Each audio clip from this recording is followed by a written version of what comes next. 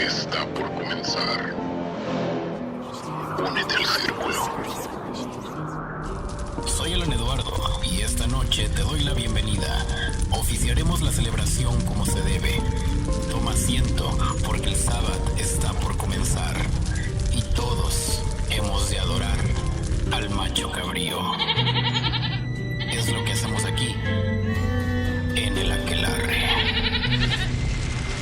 Historias, relatos, misterios y datos sobrenaturales y fantásticos del mundo visible y aquel gran abismo de oscuridad. Prepárate.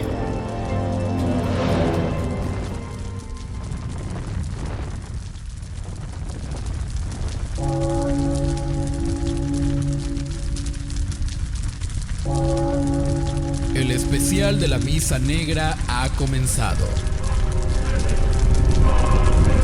Bienvenidos sean todos a la celebración, porque el mes del terror ya llegó y está aquí, en el Aquelarre.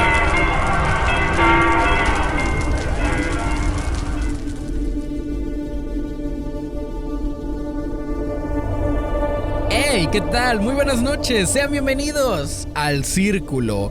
Y lo prometido es deuda, estamos ya comenzando formalmente con el especial de octubre, el especial del mes del terror en el Aquelarre.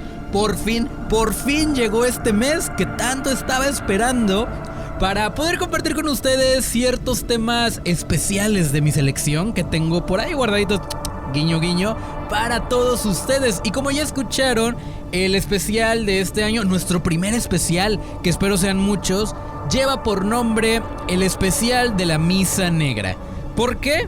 Pues simple, porque ya se los había explicado antes. Me gusta pensar que todos formamos un aquelarre, un gran aquelarre, y en cada capítulo nos reunimos en el fuego a contar estas historias, casos, misterios, leyendas, creepypastas, etc. Y en este caso, por ser fechas especiales en el aquelarre, hemos de celebrar una Misa Negra. Esta celebración se conoce popularmente por ser una especie de parodia a la misa cristiana, a las misas normales, en la cual obviamente tiene connotaciones que se vinculan a rituales paganos, al satanismo y a la magia negra, e históricamente también se asocia a los aquelarres, porque los aquelarres celebran las misas negras. Por ello, el nombre de este especial. Yo soy Alan Eduardo, como ya lo vienen sabiendo, nuevamente con ustedes, y me siento realmente muy feliz, como lo pueden notar. Estoy muy feliz y emocionado por este mes, por este especial, por poder comenzar con estas fechas mágicas, que como ya se los dije desde hace mucho tiempo, ya lo vengo planeando. Desde que comencé con este proyecto del Aquelarre, vengo planeando este especial del terror. Y sin más ni menos, me gustaría que comenzáramos esta primera semana del especial introduciendo a un maestrazo, pero a un señor maestrazo del terror en la literatura.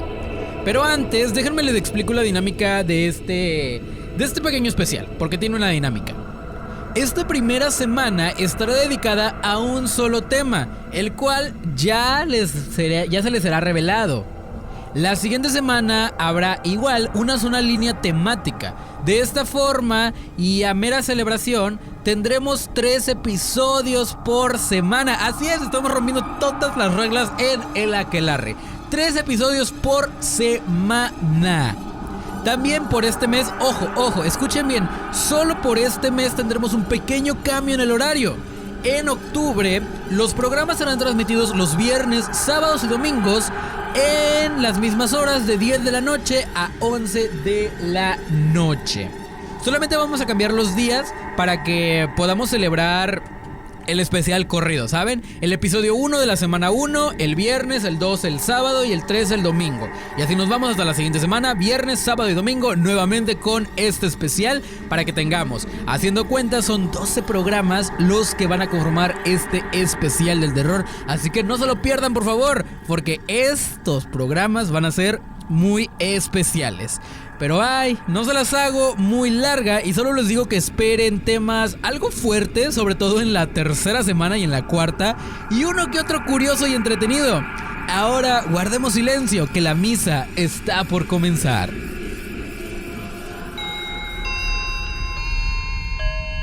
Relatos Lovecraftianos 1. La extraña casa en la niebla.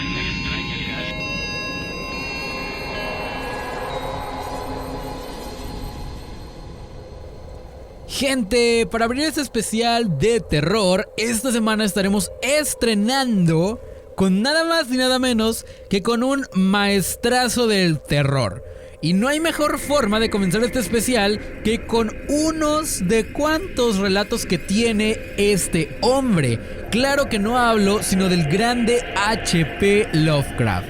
Y si ustedes ya saben quién es Lovecraft, pues agárrense porque ya saben de qué vamos a hablar en esta ocasión. Y si no saben quién es Lovecraft, pues también agárrense porque va a estar medio fuerte estos 3 días de puros relatos de Lovecraft. Para los que no sepan quién es este señor, es un escritor norteamericano de nombre completo Howard Phillips Lovecraft, nacido en 1890 en Providence, Rhode Island, y falleció en la misma comunidad en el año de 1937. Lovecraft desarrolló una mitología propia dentro del género de terror, siguiendo una corriente de terror cósmico materialista muy alejada de las vertientes tradicionales del género. Sin embargo, fue relativamente desconocido en vida, dándose a conocer de manera póstuma gracias a la difusión de su obra por parte de amigos y conocidos. Se interesó pronto por la mitología árabe y más adelante por la griega, escribiendo desde muy pequeño cuentos y poemas inspirados en ellas.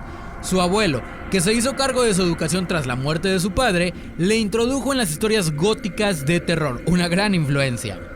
Sus obras se hallan marcadas por el pesimismo y el cinismo y suelen dividirse en 3 periodos. La época de las historias macabras, de 1905 a 1920. El ciclo del sueño, de 1920 a 1927. Y los mitos de Cthulhu, de 1925 a 1935. Sus temas más comunes son el conocimiento prohibido, la influencia de seres no humanos en la humanidad, la culpa heredada, el concepto de que uno no puede escapar de los errores de sus ancestros, el destino, la idea de una humanidad constantemente amenazada y en peligro, la raza, el género y los riesgos inherentes a una sociedad cientificista. Lovecraft ha desarrollado un mundo de culto gracias a la creación de un universo propio de seres de naturaleza diversa, donde destacan los monstruos primigenios y el Necronomicon, un terrible grimorio que muestra cómo invocarlos. La extraña casa en la niebla. Publicado originalmente en la edición de octubre de 1931 de la revista Weird Tales y luego reeditado por Arkham House en 2 antologías, El extraño y otros de 1939 y La habitación cerrada y otras piezas de 1959. La extraña casa en la niebla, uno de los relatos de H.P. Lovecraft menos conocidos, narra la historia de Thomas Onley, un filósofo que llega a Kingsport con su familia y descubre la inquietante leyenda de la casa en la niebla, una vieja construcción situada en la cima de un risco. Thomas Onley finalmente consigue llegar hasta la casa. Ahí descubre que la única puerta de acceso se abre directamente sobre el acantilado, como si sus habitantes fuesen seres alados. Tras un escalofriante encuentro con seres interdimensionales, Onley logra regresar a Kingsport, aunque su personalidad ha cambiado, a tal punto que muchos sospechan que el filósofo dejó su alma en aquella extraña casa. En cierto modo, la extraña casa en la niebla pertenece simultáneamente al ciclo onírico, a través del motivo de los sueños principalmente, pero también mediante el uso de un estilo homenaje al de Lord Dunsey, uno de los autores que más influyó a Lovecraft. Y los mitos de Cthulhu, en este último caso, conectando el relato con otro clásico del ciclo, el anciano terrible.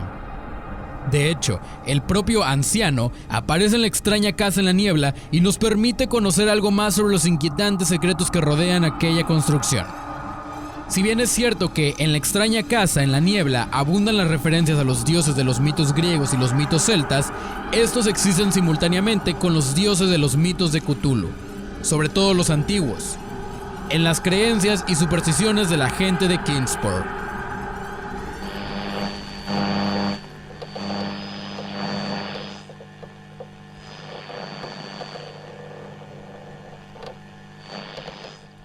De mañana, la niebla asciende del mar por los acantilados de más allá de Kingsport. Sube, blanca y algodonosa, al encuentro de sus hermanas las nubes, henchidas de sueños de húmedos pastos y cavernas de leviatanes. Y más tarde, en sosegadas lluvias estivales que mojan los empinados tejados de los poetas, las nubes esparcen esos sueños a fin de que los hombres no vivan sin el rumor de los viejos y extraños secretos y maravillas que los planetas cuentan a los planetas durante la noche.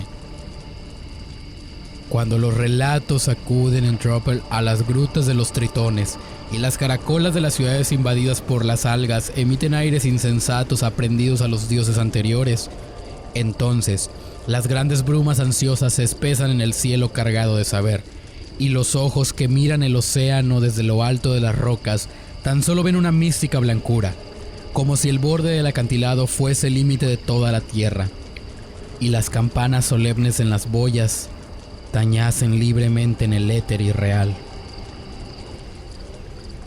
Ahora bien, al norte arcaico de Kingsport, los riscos se elevan con arrogancia, altos y curiosos, terraza sobre terraza, hasta que el más septentrional de todos se recorta en el cielo como una nube gris y helada por el viento. Desolada, sobresale una punta en el espacio ilimitado, ya que la costa tuerce bruscamente ahí, donde desemboca el gran Mixtanic, después de dejar atrás a Arham, trayendo leyendas de los bosques y recuerdos singulares de las colinas de Nueva Inglaterra. Las gentes marineras de Kingsport miran hacia ese acantilado como miran otros hacia la estrella polar y computan las guardias de noche según esté oculta o permite ver la Osa Mayor. Para ellos, forma parte del firmamento y, en verdad, también desaparece cuando la niebla oculta las estrellas o el sol. Sienten cariño por algunos acantilados, como ese al que llaman el Padre Neptuno por su grotesco perfil, o ese otro de peldaños gigantescos al que llaman la Calzada. Pero este último les produce temor, porque está muy próximo al cielo. Los marineros portugueses que llegan de viaje se santiguan al verlo, y los viejos yanquis creen que escalarlo, en caso de que fuera posible hacerlo, sería un asunto mucho más grave que la muerte. Sin embargo, hay una casa antigua en ese acantilado, y por la noche se ven luces en sus ventanas de cristales pequeños. Esa antigua casa está ahí desde siempre, y dicen las gentes que habita uno que habla con las brumas matinales que suben del mar y que quizá ve cosas singulares en el océano cuando el borde del acantilado se convierte en el confín de la tierra y las boyas solemnes tañen libremente en el blanco éter de lo irreal. Eso dicen que han oído contar, pues jamás han visitado ese despeñadero prohibido, ni les gusta dirigir hacia ahí sus catalejos. Los veraneantes la han examinado con sus gemelos descarados, pero no han podido ver otra cosa que el tejado, primordial, puntiagudo, de ripia, con aleros que llegan casi hasta los grises cimientos, y la luz amarillenta de sus pequeñas ventanas, cuando asoma por debajo de esos aleros al oscurecer. Estos visitantes veraniegos no creen que el habitante de la antigua casa esté en ella desde hace siglos, pero no pueden probar semejante herejía a ningún auténtico vecino de Kingsport. Hasta el anciano terrible que habla con péndulos de plomo encerrados en botellas, compra comida con viejo oro español y guarda ídolos de piedra en el patio de su casa. No puede sino decir que ya vivía ahí cuando su abuelo era niño, lo que debió ocurrir hace un montón de años, cuando Belcher o Shirley Pownall o Bernard era gobernador de la provincia de Massachusetts Bay. Luego, en verano, llegó a Kingsport un filósofo. Se llamaba Thomas Onley. Enseñaba cosas tediosas en una facultad cercana a Narragansett. Llegó con su esposa robusta y unos hijos retozones, y sus ojos estaban cansados de ver las mismas cosas durante muchos años y de pensar los mismos disciplinados pensamientos. Miró las brumas desde la diadema del Padre Neptuno y trató de adentrarse en el mundo blanco y misterioso por los titánicos escalones de la calzada. Mañana tras mañana subía a tumbarse a los acantilados y contemplar, desde el borde del mundo, el éter misterioso que se extendía más allá, escuchando las campanas espectrales y los gritos insensatos de lo que quizá fueran gaviotas. Luego, cuando levantaba la niebla y el mar recobraba su aire prosaico con el humo de los barcos, suspiraba y bajaba al pueblo, donde le encantaba recorrer los estrechos y antiguos callejones que subían y bajaban por la colina, y estudiar los ruinosos hastiales y los portales extraños y los pilares que habían cobijado a tantas generaciones de robustos marineros. Incluso habló con el anciano terrible, a quien le desagradaban los forasteros, y este le invitó a su casa arcaica y temible, cuyos techos bajos y carcomidos enamaderados escuchan los ecos de inquietantes soliloquios en la oscuridad de las primeras horas de la madrugada. Naturalmente, fue inevitable que Onley reparase en la casa solitaria y gris del cielo, situada en lo alto de aquel siniestro despeñadero, formando un todo común con las brumas y el firmamento. Siempre se alzó sobre Kingsport, y siempre corrió el rumor de su misterio por los callejones tortuosos de la ciudad. El viejo terrible le contó a Onley, entre jadeos, una historia que había oído a su padre sobre un rayo que brotó una noche de aquella casa puntiaguda y se perdió en las nubes más altas del cielo. Y la abuela Orme, cuya minúscula casa de Ship Street tiene su techumbre holandesa toda cubierta de musgo y de hiedra, le refirió con voz chillona algo que su abuela había oído contar sobre unas sombras voladoras que salían de las brumas orientales y se dirigían a la única puerta de esa incansable morada, la cual se abre al borde mismo del barranco que desciende hasta el océano y solo puede verse desde los barcos que cruzan por el mar. Finalmente, ávido de experiencias nuevas y extrañas, y sin que lo contuviera ni el temor de los vecinos de Kingsport ni la usual indolencia de los venerantes, tomó Onley una resolución terrible. A pesar de su formación conservadora, hizo solemne juramento de escalar aquel acantilado del norte y visitar la casa normalmente antigua y gris del cielo. Sin duda, su yo racional debió de persuadirle de que sus moradores entraban por la parte de tierra, a través de alguna cresta accesible próxima al estuario de Mistonic. Probablemente bajaban a comerciar a Arkham, conscientes de lo poco que les gustaba la casa de Kingsport, o incapaces quizá de descender por la parte del acantilado que daba a Kingsport. Onley recorrió los riscos más accesibles, hasta el pie del gran precipicio que subía a unirse insolente con las costas celestes, y comprobó, de manera patente, que ningún ser humano podía escalarlo ni descender por la ladera sur. Al este y al norte se elevaban perpendicularmente también, desde el agua hasta una altura de miles de pies, de forma que solo quedaba el vertiente norte, la cual miraba hacia tierra y hacia Arkham. Una mañana de agosto, salió Onley en busca de algún sendero que subiera hasta el inaccesible pináculo. Marchó en dirección noroeste por agradables caminos secundarios, pasó por la charcha de Hooper y el viejo polvorín de ladrillo gris, hasta llegar allá, donde los pastizales coronan la cresta que se asoma sobre Miskatonic y dominan un precioso panorama de blancos campanarios georgianos de Arkham, que se alzan leguas más allá, al otro lado del río y de los prados. Aquí encontró un dudoso camino en dirección a Arkham, aunque no vio ninguno en la del mar, como quería. Los bosques y los prados apretujaban en la ribera alta de la desembocadura del río, donde no se veía signo alguno de presencia humana, ni siquiera una tapia de piedra, ni una vaca extraviada, sino solo hierba alta, árboles gigantescos y marañas de zarzas que quizá vieron los primeros indios. A medida que subía lentamente por el este, cada vez más alto, por encima del estuario que quedaba a la izquierda y cada vez más cerca del mar, el camino se iba haciendo más difícil, hasta que se preguntó cómo se las arreglaban los moradores de aquel desagradable lugar para llegar al mundo exterior, y si bajarían a menudo al mercado. Luego fueron escaseando los árboles, y muy por debajo de él a su derecha vio las lejanas colinas y los antiguos tejados y campanarios de Kingsport. Incluso Central Hill era una elevación enana vista desde esta altura, y apenas se distinguía el antiguo cementerio situado junto al hospital, bajo el cual se decía que había terribles cavernas o pasadizos. Ante sí tenía una extensión de hierba rala y matas de arándanos. Más allá estaba la roca pelada del despeñadero y el delgado pico donde se enmarcaba la temible casa gris. La cresta se estrechó ahora, y Onley sintió vértigo en la soledad del cielo, con el espantoso precipicio al sur, por encima de Kingsport y la caída vertical de casi 1 milla, hasta la desembocadura del río, al norte.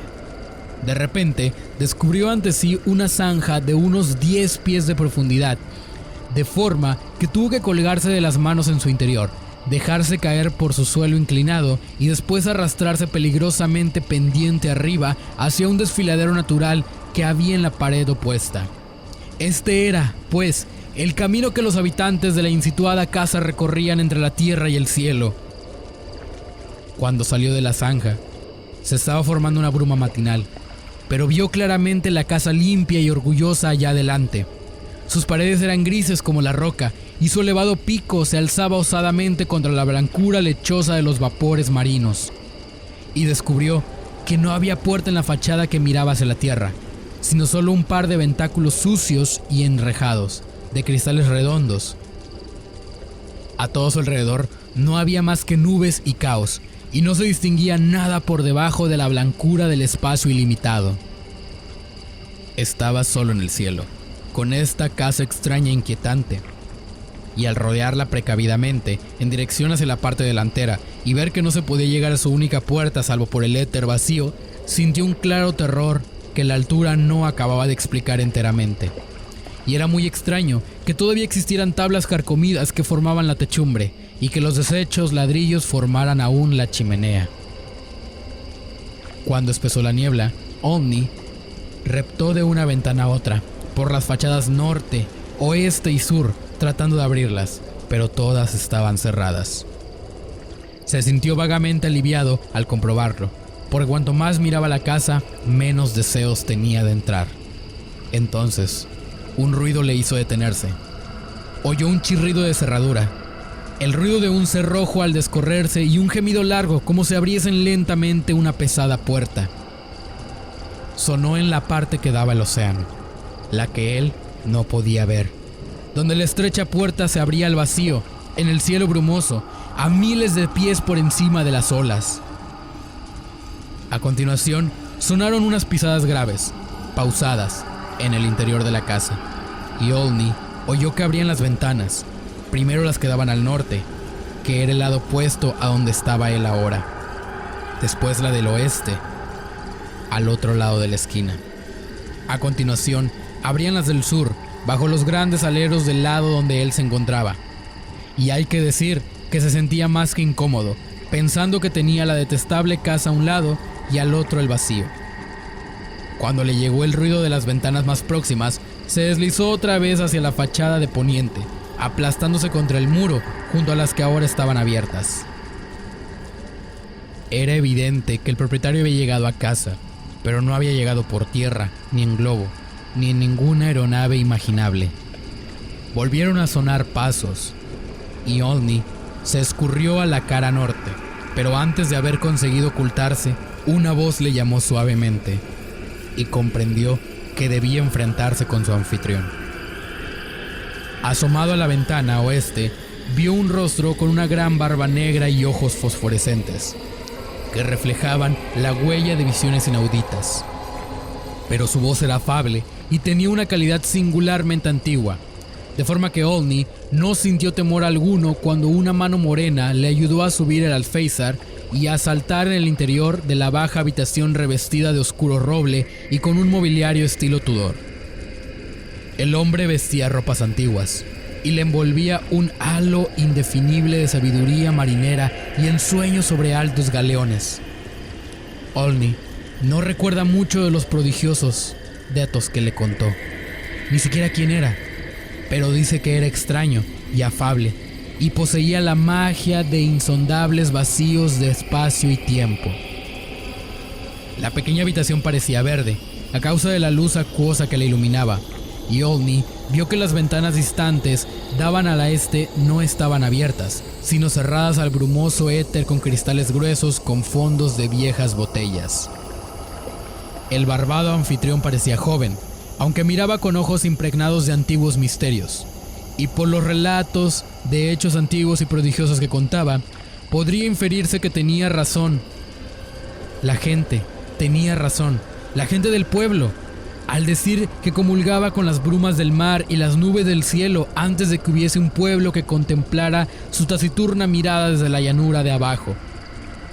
Y transcurrió el día, y Olney seguía escuchando el rumor de los viejos tiempos y lugares, y oyó cómo los reyes de la Atlántida lucharon contra viscosas blasfemias que salían retorciéndose de las grietas del fondo oceánico, y cómo los barcos extraviados podían ver a medianoche el templo Hipólito de Poseidón, y cómo comprendían al verlo que se habían extraviado para siempre.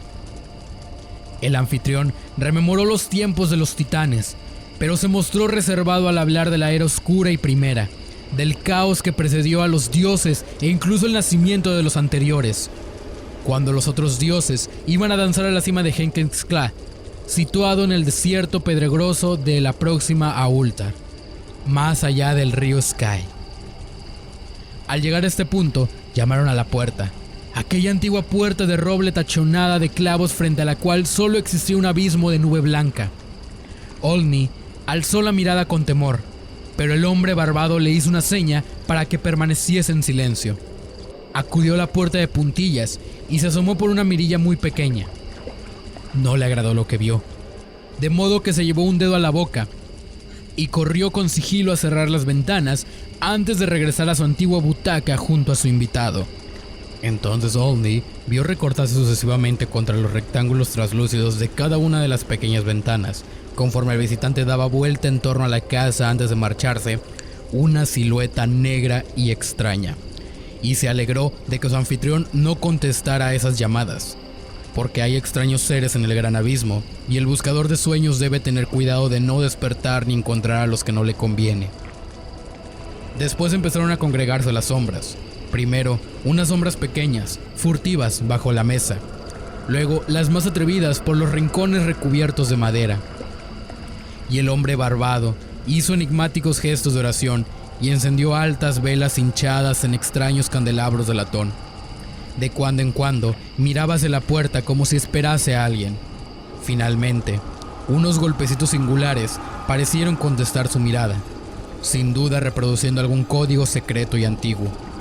Esta vez ni siquiera se asomó por la mirilla, sino que quitó el gran barrote de roble y descorrió el cerrojo, abriendo la pesada puerta de par en par a las estrellas y a la niebla.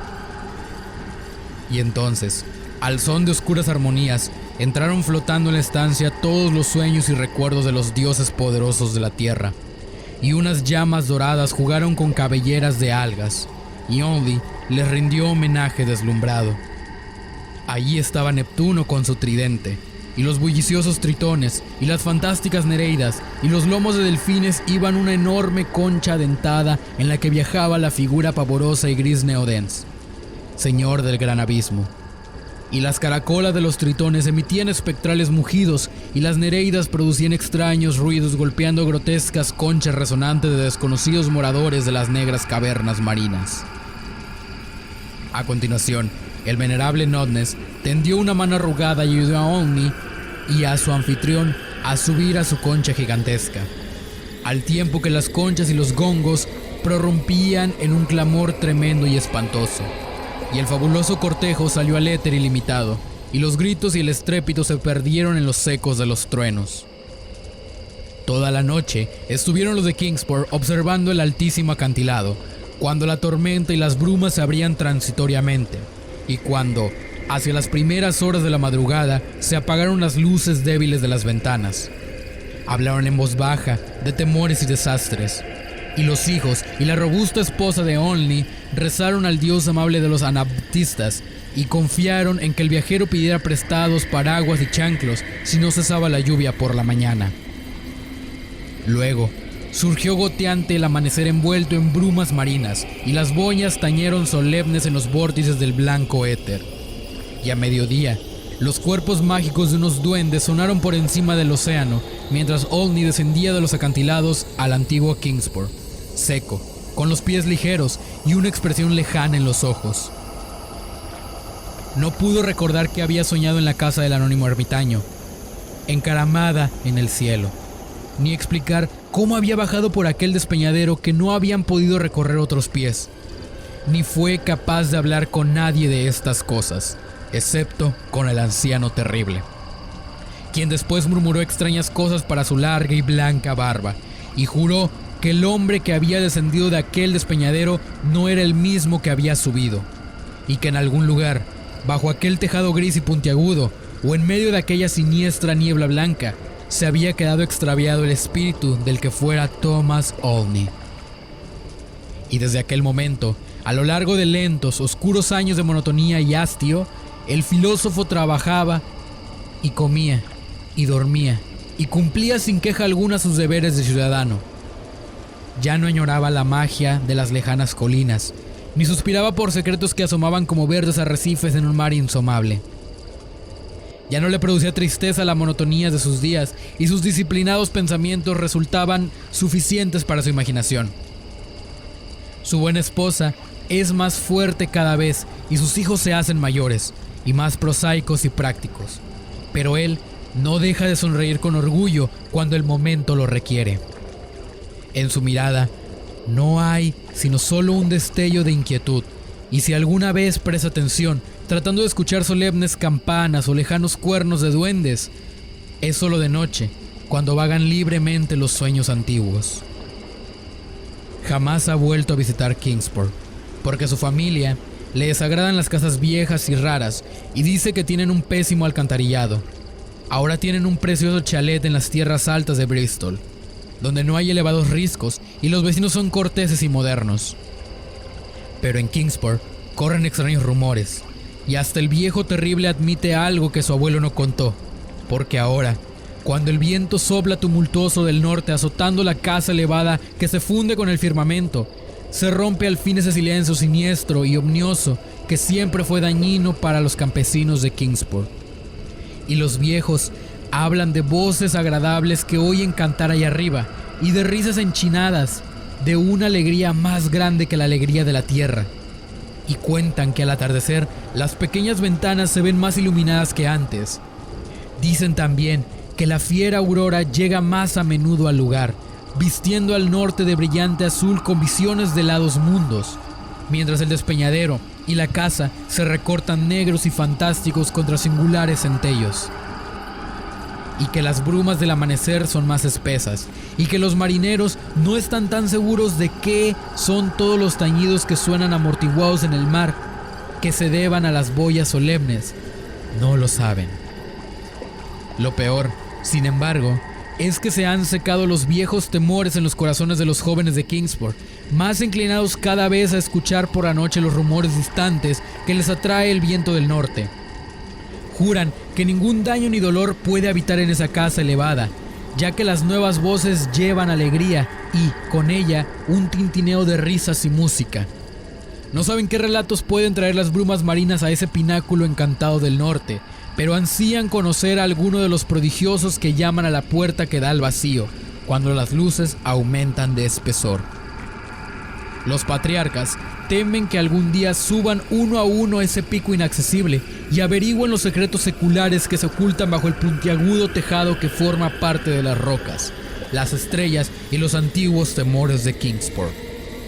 Están convencidos de que esos jóvenes atrevidos podrán regresar, pero piensan que quizás se apague alguna luz en sus ojos y algún deseo en sus corazones, y no desean que en Kingsport un extraño, con sus empinados callejones y sus avistales arcaicos, contemple indiferente el paso de los años, mientras crece el coro de risas, voz tras voz, y se haga más fuerte y desenfrenado en ese desconocido y terrible nido de águilas, donde las brumas y los sueños de las brumas se demoran en su trayecto al mar, a los cielos.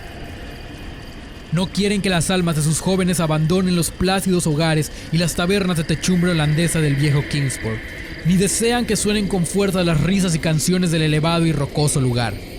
Porque así como la voz recién llegada ha traído nuevas brumas del mar y nuevas luces del norte, así, dicen, otras voces traerán más brumas y luces hasta que tal vez los viejos dioses, cuya existencia insinúan solo en susurros por temor a que les oiga el sacerdote congregacionalista, salgan de abajo, abandonen la desconocida Calat desde el destierro frío y vengan a morar a ese despeñadero perseveramente apropiado, tan próximo a las suaves colinas y valles de las sencillas y apacibles gentes marineras.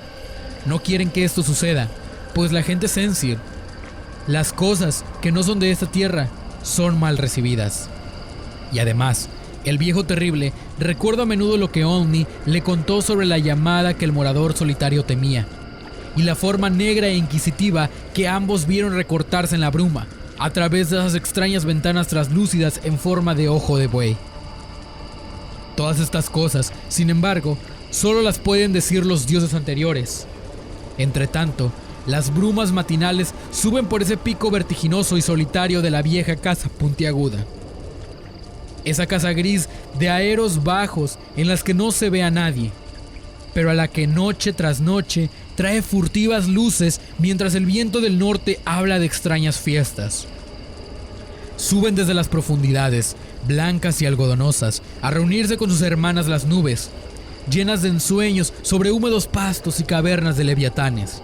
Y cuando los cuentos vuelan densos en las grutas de los tritones y las caracolas de las ciudades cubiertas de algas elevan sones salvajes aprendidos de los dioses anteriores, entonces los grandes vapores de las brumas suben ansiosos en el tropel hacia el cielo cargado de saber.